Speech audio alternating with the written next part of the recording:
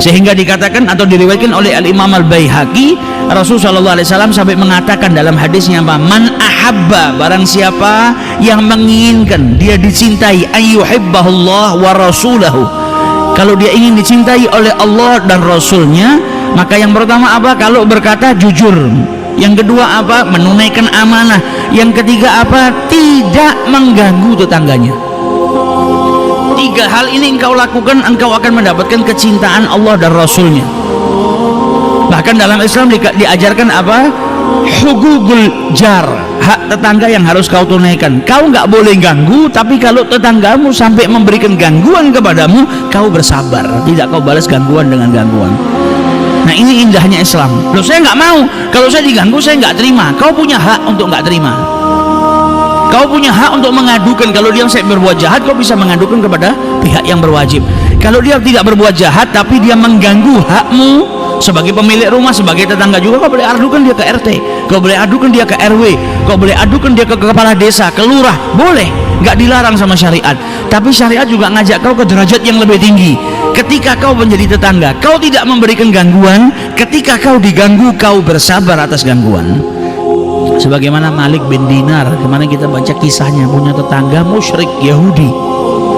Jadi tetangganya bertahun-tahun sengaja bikin kamar mandi di temboknya Malik bin Dinar, jadi baunya masuk ke rumahnya Malik bin Dinar, dan bahkan kotorannya itu sampai terkadang masuk ke dalam rumahnya Malik bin Dinar. Nggak marah nih, dibersihkan tiap hari. Sampai tetangganya yang jengkel. Orang itu kalau ganggu, yang diganggu sabar, yang ada yang ganggu yang jengkel. Karena sabar ini perisai yang luar biasa. Harusnya kan Malik bin Dinar yang marah. Kau nih tetangga kurang ajar, rumah saya dikotori, dimasukin najis, saya jadi nggak betah. Nah, ini maksudnya orang musyrik ini supaya Malik bin Dinar biar pergi dari situ, tapi nggak, dia sabar, sama sekali tidak marah, karena mempraktekkan ajarannya Rasulullah tadi. Akhirnya apa? Yang ganggu tidak kuat, datang ke Malik bin Dinar. Kau ini tiap hari saya ganggu, rumahmu saya kotori, bau busuk masuk ke dalam rumahmu, kenapa sabar? Bawakan hadisnya Nabi, la zala Jibril yusini bil jar. Kita ini orang Islam diwasiatkan sama Allah Subhanahu wa taala untuk berbuat baik sama tetangga, memperhatikan tetangga. Agama saya yang ngajarin seperti itu. Kau mau berbuat seperti apapun, saya akan bersabar dan saya tidak akan membalas gangguanmu dengan gangguan. Sampai akhirnya orang itu apa? Ngulurkan tangannya masuk Islam. Kalau begitu saya masuk ke agama yang luar biasa ini. Nah, sabarnya membuahkan hasil.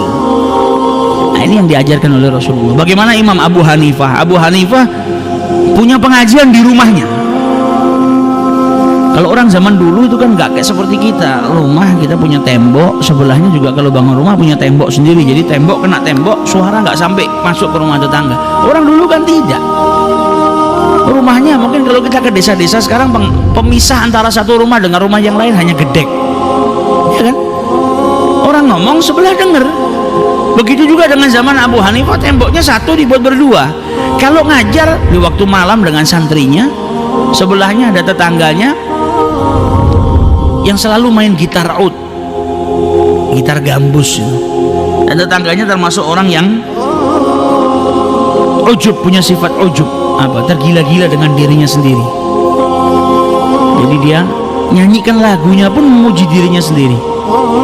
Dalam lagunya disebutkan orang-orang ini nggak ada yang tahu saya ini orang hebat, tapi di kampung ini nggak dianggap hebat, sambil nyanyi dia. Nah, Abu Hanifah yang ngajar, dia mempraktekkan hadisnya Rasulullah, nggak bingung. Tapi santri-santrinya yang baru belajar kan sumpek, ini kita mau ngaji nggak bisa fokus. Sebelah ada yang nyanyi-nyanyi seperti ini, kita nggak fokus, sampai marah, sampai ngomong ke Abu Hanifah, ya Syekh, kau harus ngadu ke khalifah sana, nih tetangga ganggu kita. Kita mau ngaji ilmu syariatnya Allah, kita mau ngaji hadits-haditsnya Nabi, diganggu dengan nyanyiannya dia setiap malam, lagunya itu aja. Kata Abu Hanifah, innahu jari, dia tetangga saya. Abu Hanifah ini ngomongnya dengan ekspresi wajah kalau betul-betul menghormati tetangganya. Ini tetangga saya, nggak boleh, kau hati-hati ganggu tetangga saya. Jadi malah disayang. Murid-murid ini sampai takjub, ini orang ganggu tapi sama Abu Hanifah dilindungi luar biasa. Kan tetangga, jaga haknya tetangga, wasiatnya Nabi. Apalagi tetangga yang satu tembok. Sampai akhirnya suatu malam tetangga ini melawan pemerintahan, ditangkap sama polisi, masuk ke penjara. Begitu datang waktu pengajian, Imam Abu Hanifah ngaji, kok biasanya ini back soundnya pengajian terdengar, ini kok nggak kedengar. Biasanya kan ada yang nyanyi, ada instrumen yang kita dengar, ini kok hari ini nggak ada.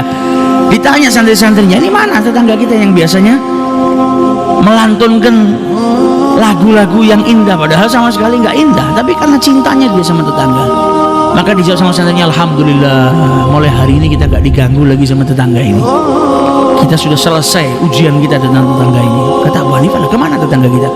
Diceritakan dia berbuat sesuatu yang akhirnya menjadikan dia di penjara, diambil sama. Langsung pengajiannya diberhentikan sama Abu Hanifah. Langsung Abu Hanifah pergi ke rumahnya khalifah. Malam hari diketuk istananya khalifah, penjaganya tanya siapa di luar. Abu Hanifah. Tidak percaya, ulama besar datang ke tempatnya khalifah di malam hari. Dibuka benar Abu Hanifah. Kata Abu Hanifah, saya mau ketemu sama khalifah. Mungkin dia sudah tidur, kata penjaganya. Coba lihat. Akhirnya penjaganya, karena ini tamunya orang penting, berani ngetuk kamarnya khalifah.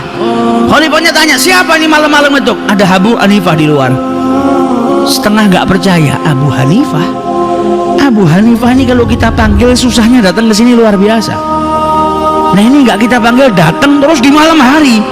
Masa Abu Hanifah? Bener Abu Hanifah keluar. Dilihat bener Abu Hanifah. Ditanya, ya Syekh, apa yang membuatmu datang di malam hari seperti ini? Tetangga saya, katanya saya dengar dia berbuat sesuatu yang akhirnya dia dimasukkan dalam penjara. Maka saya minta engkau keluarkan. Kalau dia berbuat salah, maafkan. Kata raja, kalau yang minta Abu Hanifah, ya sudah, nanti saya bebaskan. Besok pagi kau datang ke sini, atau kau tidak usah datang, nanti saya perintahkan anak buah saya untuk melepaskan. Kata Abu Hanifah, jangan besok, malam ini.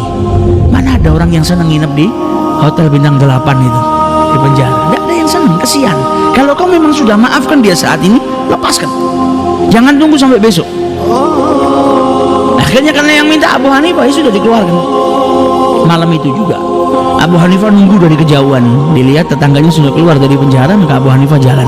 Tetangganya melihat dari kejauhan Abu Hanifah, oh ini pasti yang membebaskan saya, Abu Hanifah. Maka dia lari.